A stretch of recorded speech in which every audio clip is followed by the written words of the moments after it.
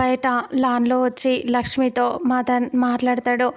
నిన్ను దూరం చేసుకుంటే నేను బ్రతకలేను, నువ్వు లేకుండా నేను ఉండలేను, నిన్ను పెళ్లి చేసుకోకపోతే నేను చచ్చిపోతాను అని అంటూ ఇంకా నాకు బ్రతికే వేస్ట్ అని చెప్పి మదన్ ఇలా మాట్లాడేసి లక్ష్మితో మాట్లాడి వెళ్ళిపోతే ఇంకా లక్ష్మి అలా వెళ్ళిపోతూ ఉంటుంది. ఇక అప్పుడే సహస్ర లక్ష్మిని ఇలా వెనక్కి లాగుతుంది. లాగి ఏంటే అర్థమైందా, ఇప్పటిదాకా మదన్ ఏం మాట్లాడాడో విన్నావా అని చాలా సీరియస్గా తిట్టేస్తూ ఇలా అంటూ ఉంటుంది.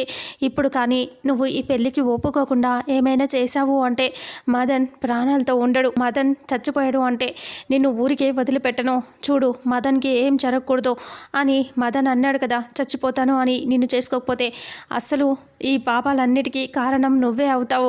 మదన్ని చేసుకొని హ్యాపీగా అమెరికా వెళ్ళిపో, అక్కడ నీకు సంతోషమైన జీవితం ఉంటుంది.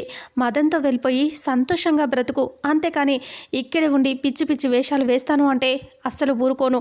చెప్తున్నా, మదన్కి ఏమైనా జరిగితే ఆ పాపానికి కారణం నువ్వే అవుతావు, గుర్తుపెట్టుకో అని అంటూ గట్టిగా సహస్ర వార్నింగ్ ఇస్తూ ఉంటుంది. లక్ష్మి బాధగా మదన్ గురించి ఆలోచిస్తూ ఉంటుంది. ఇక ఏం చేయాలో అర్థం కాక లక్ష్మి సైలెంట్గా ఉంటుంది. సహస్ర ఇంకా మదన్ విషయంలో లక్ష్మికి ఇచ్చి పెళ్లి చేసి పంపించేయాలని గట్టిగా డిసైడ్ అయిపోతుంది.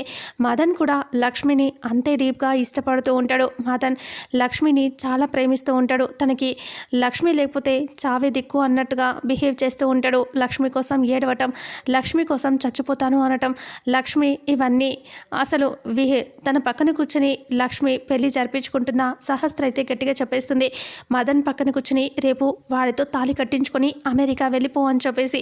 అదే జరుగుతుందా ఈ పెళ్ళి, లేదంటే విహారీ కోసం క్యాన్సిల్ అవుతుందా? ఎలా క్యాన్సిల్ అవుతుంది, అసలు జరుగుతుందా ఏంటనేది రాబోయే నెక్స్ట్ ఫుల్ ఎపిసోడ్స్లో తెలుసుకుందాం. వీడియోని చూసిన ప్రతి ఒక్కరూ వీడియోని లైక్ చేయండి, షేర్ చేయండి, కామెంట్ చేయండి. అలాగే మన ఛానల్లో మరిన్ని అప్డేట్స్ కోసం ఛానల్ని సబ్స్క్రైబ్ చేసుకోండి. Thank you so much.